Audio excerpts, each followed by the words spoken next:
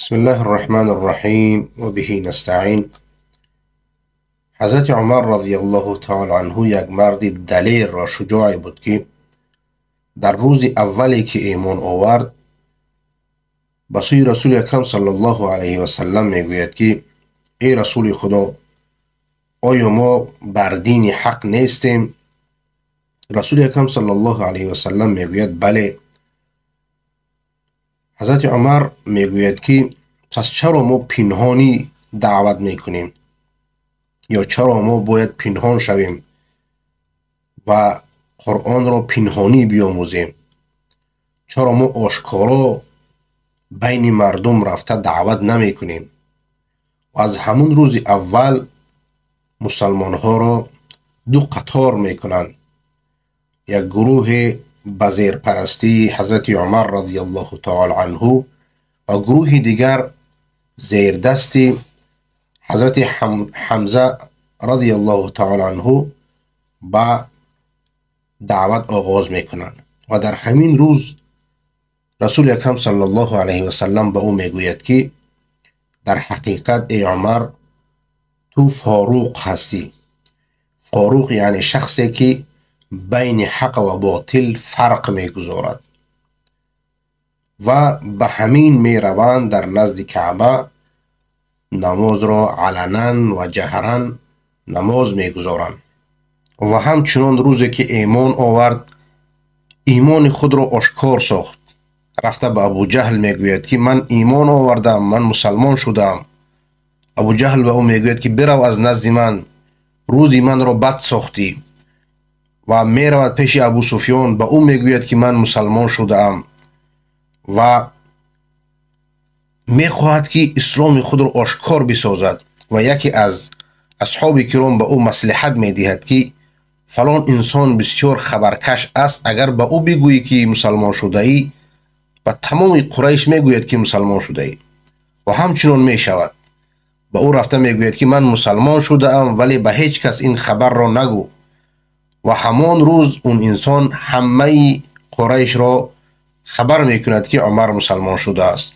و حتی وقتی که هجرت میکند آشکارا هجرت میکند و می آید پیش قریش و میگوید که من میخواهم هجرت بکنم و هر کسی که میخواهد مادرش او را گم بکند، فرزند او یتیم بماند، زن او بیوه بماند، در پشت این دره بیاید و با من ملاقات کند.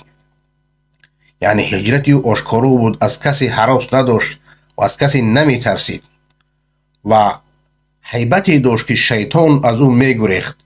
رسول اکرم صلی الله علیه و سلم روزی به او میگوید که ای عمر، شیطان هر وقتی که تو را در راه ببیند راه خود را تغییر میدهد و از راه تو به دیگر راه میرود. یعنی اینقدر هیبتی داشت که شیطان از او میترسید، راه خود را دیگر میکرد. و رسول اکرم صلی الله علیه و سلم حضرت عمر را بسیار دوست می‌داشت. در یک حدیث عمرو بن العاص رضی الله تعالی عنه روایت میکند که رسول اکرم صلی الله علیه و سلم را پرسیدم که کی را زیاد دوست می‌دارید؟ میگوید که عایشه را دوست می‌دارم. و باز میپرسد که از مردها کی را دوست می‌دارید؟ میگوید پدر او را دوست می‌دارم.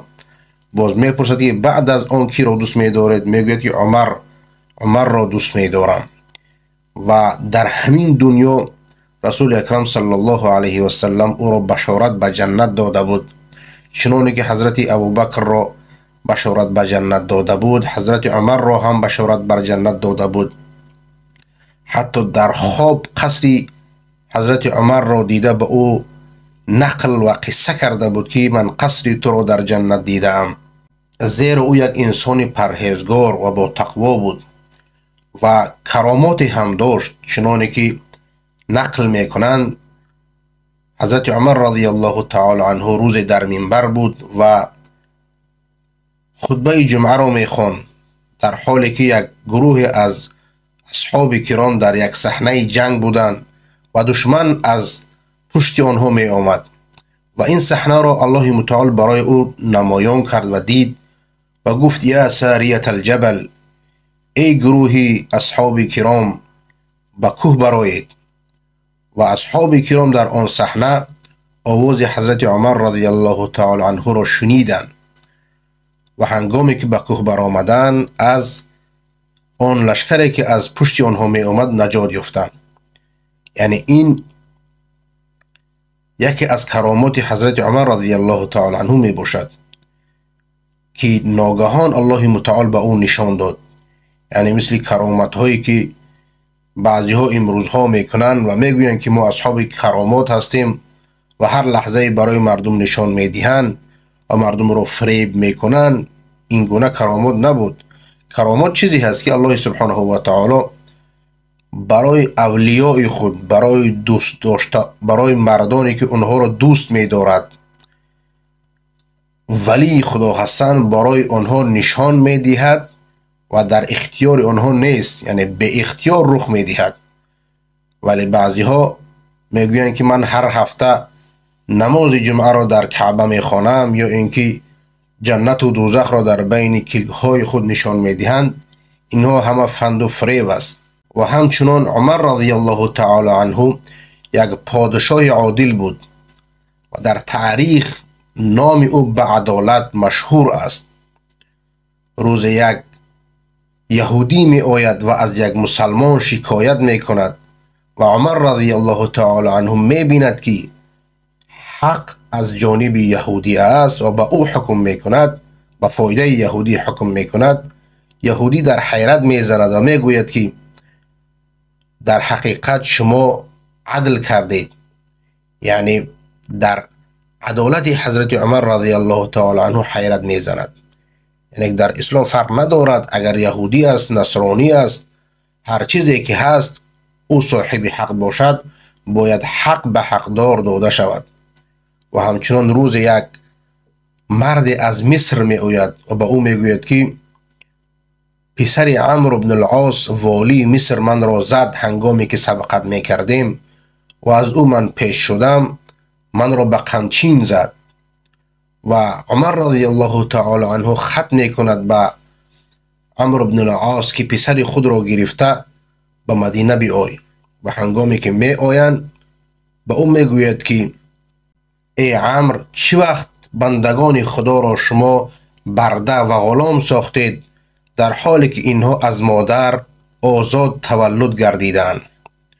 و پسر عمرو بن العاص را میزند آن مصری و قصاص خود را میگیرد. و بعد از آنکه پسر او را میزند، عمر رضی الله تعالی عنه به این مصری میگوید که عمرو را هم بزن، چون که فرزند او از پشت این فخر کرده است. و این مصری میگوید که من قصاص خود را از فرزند او گرفتم و به عمرو بن العاص کاری ندارم. و همچنان وقتی که عمر رضی الله تعالی عنه به بیت المقدس می رفت و با خدمتگار خود و شتر را به نوبت می نشستند، هنگامی که حضرت عمر رضی الله تعالی عنه بر بالای شتر بود، یک پاره قرآن می خواند و بعد از یک پاره را به آخر رساندن پایان می شد و بند شتر را می گرفت و خدمتگار آن بالای شتر می نشست و یک پاره دیگر آن می خواند تا اینکه به آخر می رسید. همین گونه به نوبت تا بیت المقدس می روند و هنگامی که در بیت المقدس می رسند نوبت سوار شدن این خدمتگار است. و وقتی که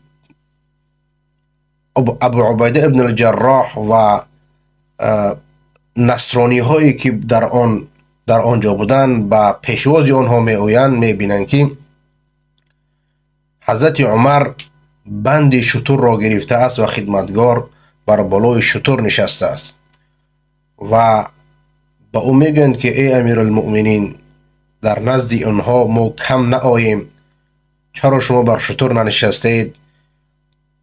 عمر رضی الله تعالی عنه یک سخن مشهور خود را میگوید که نحن قوم اعزنا الله بالاسلام، ما قومی هستیم که الله متعال ما و شما را به همین اسلام عزت داده است و هر وقتی که و مهما ابتغینا العزة فی غیره اذلنا الله، و هنگامی که ما عزت را در غیر اسلام ببینیم، الله متعال ما و شما را خوار و ذلیل می سازد.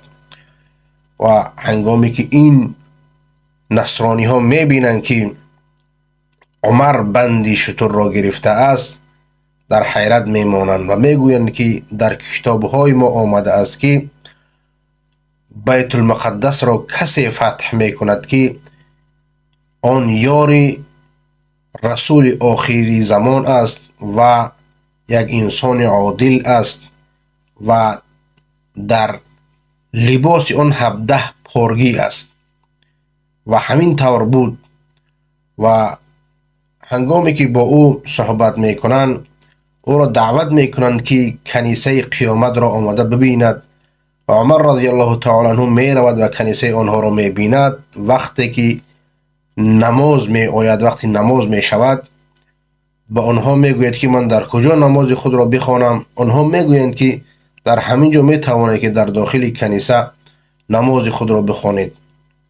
ولی عمر رضی الله تعالی عنه می گوید که من در اینجا اگر بخوانم مسلمان ها جای نمازگاه من را آمده می گیرند از شما، یا که در اینجا آمده همه وقت نماز می خوانند، پس من نمی خواهم که این کلیسا را از شما بگیرند. و در یک پهلوی رفته نماز خود را می گذارد. یعنی عمر رضی الله تعالی عنه یک شخصی بود که در تاریخ دنیا عدل داشت که تا به حال عدل عمری مشهور است و از عدل عمری تا به امروز ذکر می کنند و از او عبرت می گیرند.